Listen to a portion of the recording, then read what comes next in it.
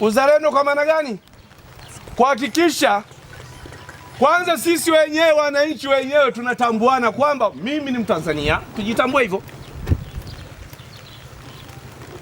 na kwamba tuko tayari kuifia nchi yetu kwa kuhakikisha mipaka ya nchi yetu iko salama,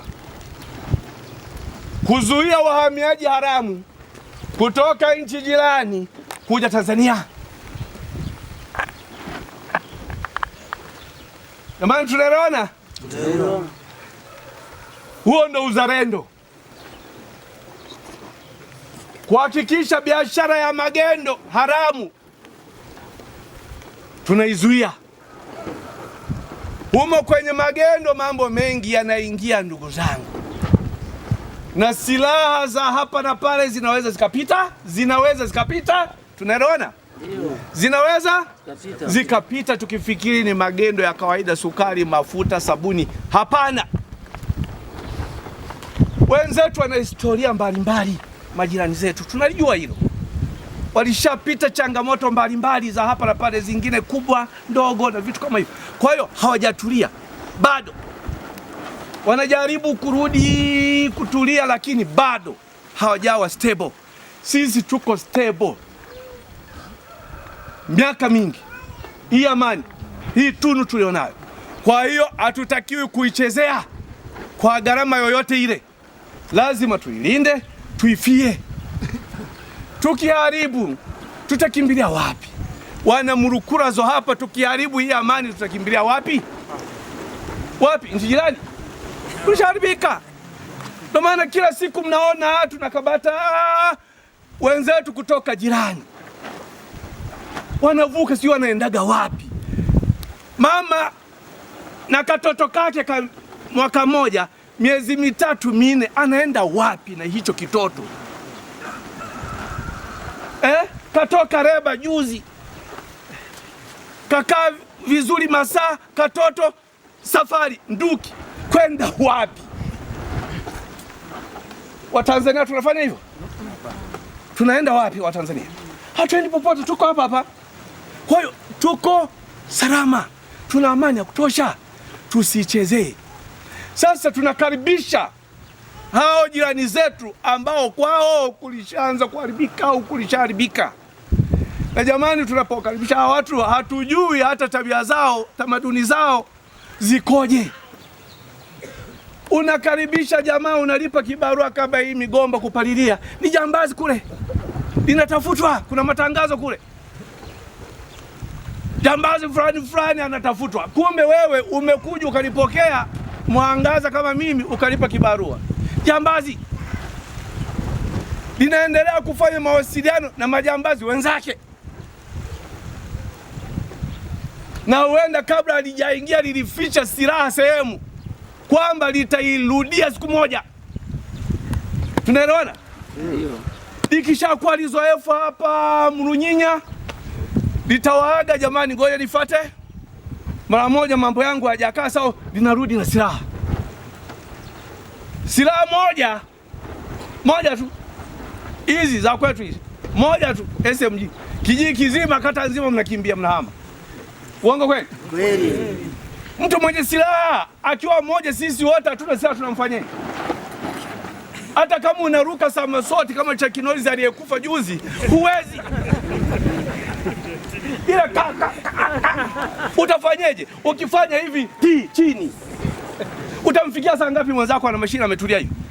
Utamfikia? Kwanza ile moja tu sasa hivi ikipigwa hapa nitabaki mimi tu na makamanda. Wengine wote mpaka nitashangaa, hivi wamegeuka kuwa ice cream, wameyeyuka ninyi hapa. Hakutakuwa na bibi hapa. Ile moja tu, wote hawapo, sekunde ni kubwa.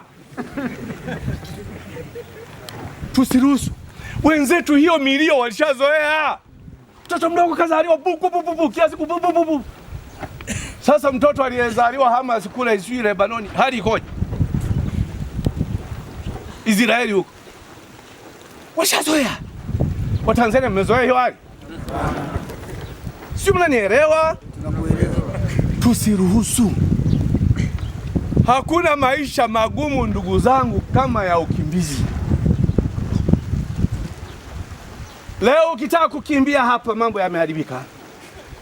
Kwanza ni wewe kuponesha nafsi yako, roho yako. Hutaangalia nina katoto kangu kadogo na kapenda sana, mke wangu mzuri sana. Utakuja kukumbuka ulishafika uko Runzewe. Unashtuka hivi, mke wangu ni naye. Unaanza kutafuta huku mtaarifu, huku mweleza, huku mkumbuka. Kwa sababu ulikuwa unaponesha roho yako. Na ndio maana huko kwa Mungu kila mtu ataenda kivyake. Mkeo hata kama unampenda vipi, kama anakata roho, jioni wewe utagonga msosi, lakini mke wako amekufa, si ndio hivi?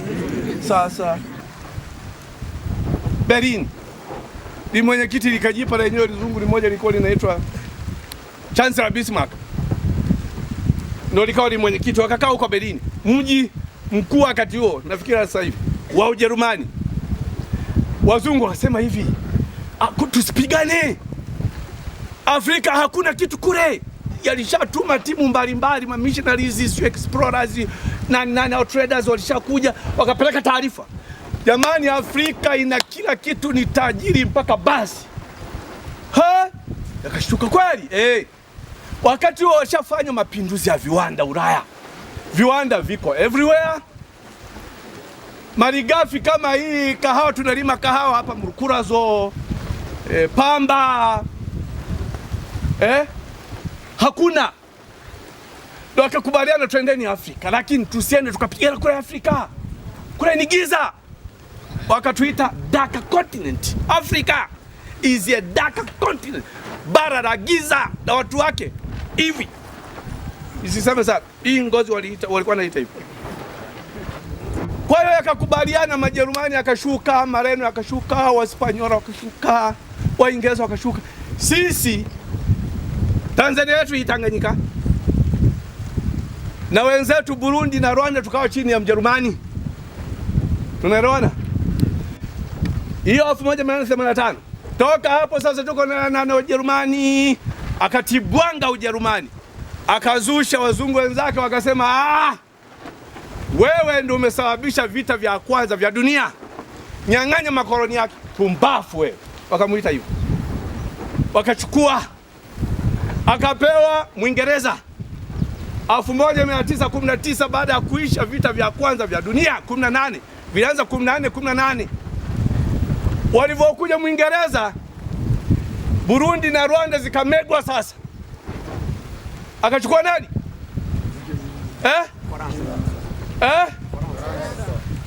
Alichukua Mfaransa au Mbelgiji? Mbelgiji. Tunaelewana?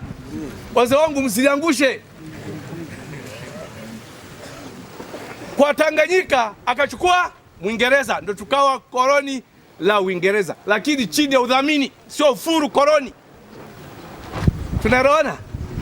Ambayo ilienda mpaka hiyo tarehe 9 Disemba 1961. Kwa hiyo hii mipaka ni ya kudumu, from there tunaiheshimu. Aliyemegewa kidogo hivyo hivyo, tulia. Aliyepata kubwa kama Kongo ina square kilomita milioni 2 sisi tuna 900 na ngapi huko. Hao wenzetu 25, huyu 26. Tunaelewana?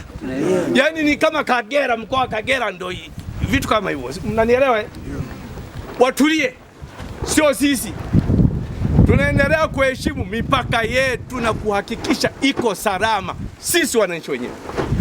Kwa ninyi wananchi wa Murukurazo, mipaka mnaifahamu vizuri kuliko hata DC Kanali Kahabi. Uongo kweli? Mimi simekuja 2021 hapa Ngara. Si nitaondoka na Ngara. Nitaondoka na mwananchi yote hapa. Nitaondoka kivyangu na kabegi, nitawaacha ninyi. Si ndio? Mpo. Kwa hiyo mna dhamana kubwa ya kuhakikisha hii mipaka muda wote iko salama. Kama ambavyo iliwekwa kipindi hicho, na tunaendelea kuheshimu, na mikataba mikubwa ya kimataifa ipo inasema hivyo. Kwa hiyo tusichezeane akili. Eti wale tunaona ni ndugu zetu sana, mnataka wahamie humu. Ukikamatwa na mhamiaji haramu, Umeoa mke hujafuata utaratibu, huyo ni mke feki. Leo na kesho ataondoka kuachia watoto, umwage mama kwa heri, wasalimie huko.